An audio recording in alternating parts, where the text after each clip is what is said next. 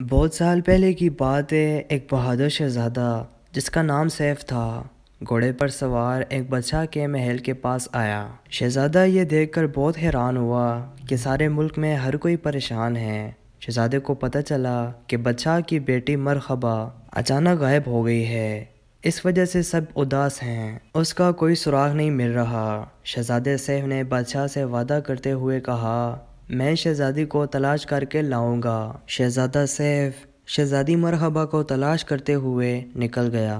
اس نے پہاڑوں جھیلوں میں شہزادی کو تلاش کیا اور شہر میں لوگوں سے شہزادی کے متعلق پوچھا، لیکن شہزادی کا پتہ نہیں چلا۔ آخر کار وہ ایک جھونپڑی کے پاس پہنچا جس میں ایک بوڑھی عورت رہتی تھی۔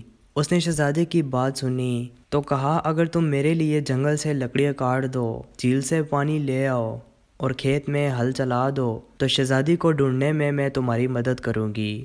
شہزادے نے اس کے سارے کام کر دیے اور ابھی اندھیرا چھا رہا تھا، اس عورت نے شہزادے کو ایک موم بتی دی اور کہا، اس موم بتی کو جلا دو، تم اس سلطنت کے ذرے ذرے کو دیکھ سکتے ہو۔ شہزادے نے موم بتی کی روشنی میں ایک ایسا بڑا سیاہ رنگ کا قلعہ دیکھا جس کے اندر شہزادی مرحبا ایک تہخانے میں قید تھی۔ بوڑھی عورت کہنے لگی، یہ سیاہ گھڑ سوار کا جادوئی قلعہ ہے۔ شہزادہ سیف گھوڑے پر سوار ہوا اور اسے دوڑانے لگا، حتیٰ کہ وہ سیاہ گھڑ سوار کے جادوئی قلعے کے نزدیک پہنچ گیا، لیکن قلعے کے چاروں طرف جادو کے کانٹوں سے بھری جھاڑیاں سر اٹھائے کھڑی تھی۔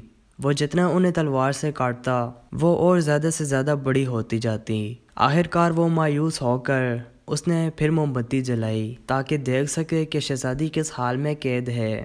موم بتی کا شعلہ جلا تو اتفاق سے جھاڑیوں میں آگ لگ گئی اور وہ خاک ڈھیر بن گئی۔ سیاہ گھڑ سوار گھوڑے کو تیز بھگاتا ہوا قلعے سے باہر نکلا اور شہزادے سیف کے ساتھ تلوار کی جنگ کی، جس میں شہزادے نے اسے شکست دے دی۔